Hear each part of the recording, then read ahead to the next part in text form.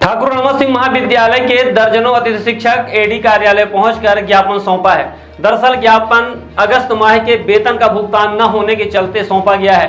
अतिथि विद्वानों ने बताया कि वेतन भुगतान के लिए कॉलेज प्रबंधन द्वारा मार्गदर्शन चाहा गया था, जिसके बाद मार्गदर्शन तो मिला लेकिन वेतन का भुगतान नहीं हुआ। वेतन का भुगतान न होने से अतिथि विद्वानों को कई प्रकार की दिक्कतें हो रही है। साथ ही वरिष्ठ अधिकारियों और राज्य सरकार के आदेश की कॉलेज प्रबंधन अवहेलना भी कर रहा है। आइए सुनते हैं ज्ञापन सौंपने पहुंचे अतिथि विद्वानों ने किस तरह से कॉलेज प्रबंधन पर आरोप लगाया है और क्या मांग की है।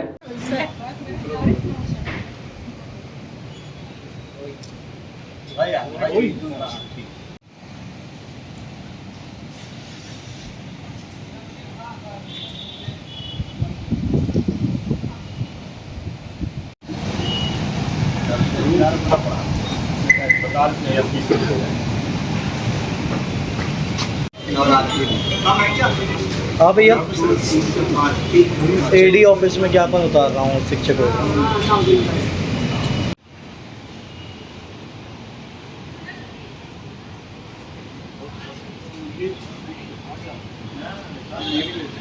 आज हम ये शिल्पी प्लाजा ब्लॉक बी के अतिथि विज्ञान कार्यालय के समीप टीआरएस कॉलेज के 33 अतिथि विद्वान एकत्रित हुए हैं।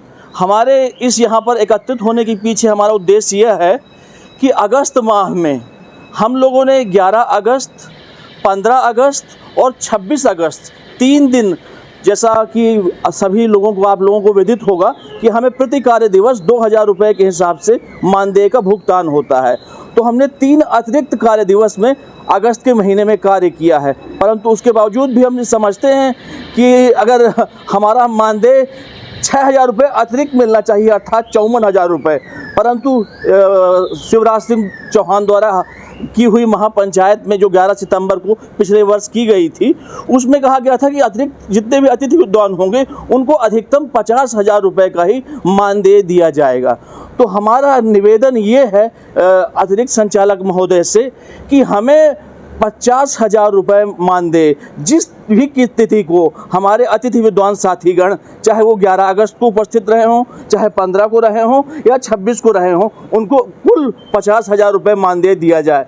मैंने एक ईमेल द्वारा commissioner higher education, principal secretary higher education, AD higher education और प्रिंसिपल गवर्नमेंट टीआरएस कॉलेज को एक पत्र भेजा था। उसमें इन बातों को मैंने रखा था। तो प्राचार्य, हमारे महाविद्यालय की विदुषी प्राचार्य डॉक्टर अर्पिता अवस्थी मैडम ने मार्गदर्शन मांगा अतिरिक्त संचालक महोदय से, और अतिरिक्त संचालक महोदय ने उनको ये निर्देश दिया कि आप अपने पूरे 33 अतिथि विद्वानों को अधिकतम मानदेय अर्थात 50,000 रुपये दे सकती हैं। परंतु दुर्भाग्य इस बात का है कि इसके बावजूद भी हमें 48,000 रुपयों का ही भुगतान हुआ। कुल मिलाकर के यही हमारी पीड़ा है।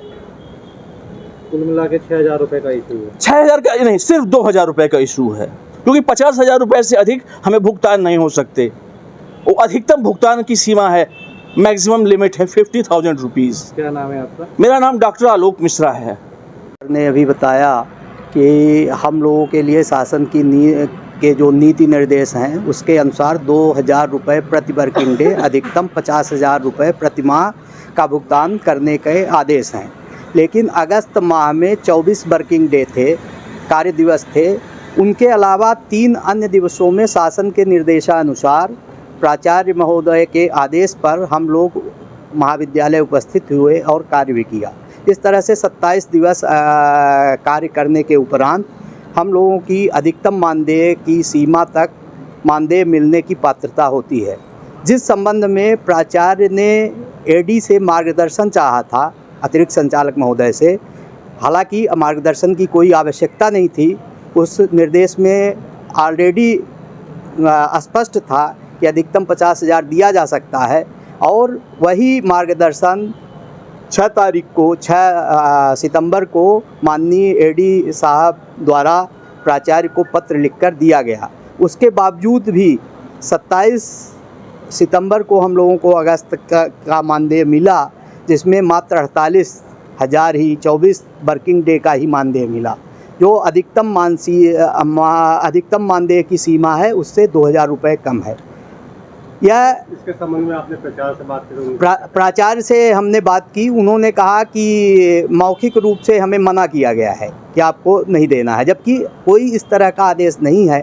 अभी सार्थक ऐप में हम लोगों की उपस्थिति हो रही है, उसमें स्पष्ट आदेश है शासन का कि यदि आप अवकाश के दिन में आपको बुलाया जाता है तो उसमें भी आप अपनी अटेंडेंस दर्ज करिए।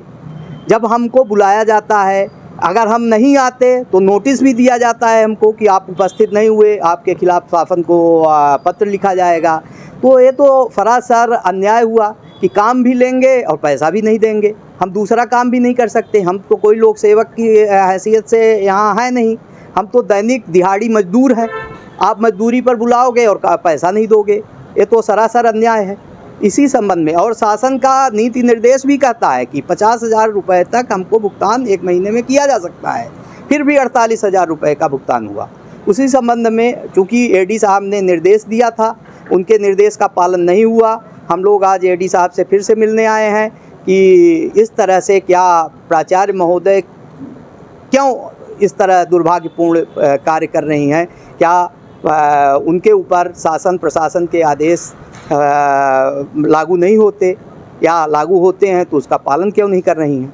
इसी तरह से पिछले साल विधानसभा चुनाव में हम लोगों की ड्यूटी लगाई गई थी। ड्यूटी का जो पारिश्रमिक मिलता है उसके लिए चुनाव आयोग का पत्र था कि संबंधित विभाग ही ड्यूटी रत कर्मचारियों का मानदेय का भुगतान करेंगे। उस संबंध में हम लोग साल भर से मांग कर रहे हैं, पर हम लोगों का चुनाव के कार्यों का मानदेय अभी तक नहीं मिला। तो इस तरह से हम लोगों को प्रताड़ित किया जा रहा है, मानसिक रूप से, आर्थिक रूप से। शासन का आदेश होता है कि 1 तारीख को हर हाल में सबके वेतन मानदेय मिल जाने चाहिए। आज 3 तारीख है, हम लोगों के मानदेय नहीं मिले, जबकि रेगुलर कर्मचारियों के मानदेय 30 तारीख के पहले 29 या 30 को आ ही जाते हैं। हम लोगों के लिए क्यों है ऐसा? कभी कभी हो सकता है कि बजट की अनुपलब्धता रहती है, पर इस माह तो बजट भी है, फिर भी भुगतान नहीं हो पा रहा है। जानबूझकर ये लेट किया जाता है, विलम्ब किया जाता है, हम लोगों को प्रताड़ित किया जाता है। क्या नाम लिखते हैं? सुनील तिवारी। सर्व सुविधायुक्त नेशनल हॉस्पिटल समान तिराहा रीवा में अब कैंसर का सफल उपचार और ऑपरेशन की सुविधा उपलब्ध है। हमारे यहाँ मिल रहा है आयुष्मान भारत निरामय योजना का लाभ। आयुष्मान जन आरोग्य योजना के तहत सभी प्रकार के मेडिक्लेम की सुविधा उपलब्ध है। हमारे यहाँ लेजर कैंसर, अस्थि रोग, एंडोस्कोपी, लेप्रोस्कोपी एवं प्रसूति रोग का अनुभवी चिकित्सकों के द्वारा उपचार किया जाता है। कैंसर के इलाज एवं ऑपरेशन अब रीवा के नेशनल अस्पताल में उपलब्ध है। नेशनल हॉस्पिटल के संचालक डॉक्टर अखिलेश पटेल के द्वारा उपलब्ध करवाई जा रही हैं सभी सुविधाएं। आयुष्मान से संबंधित किसी भी प्रकार की जानकारी के लिए संपर्क करें मोबाइल नंबर 9691288560 पर, या फिर संपर्क करें 7566831551 पर। हमारा पता है नेशनल हॉस्पिटल समान तिराहा रीवा। संपर्क करें 07662359974 पर, या फिर संपर्क करें 8602885990 पर।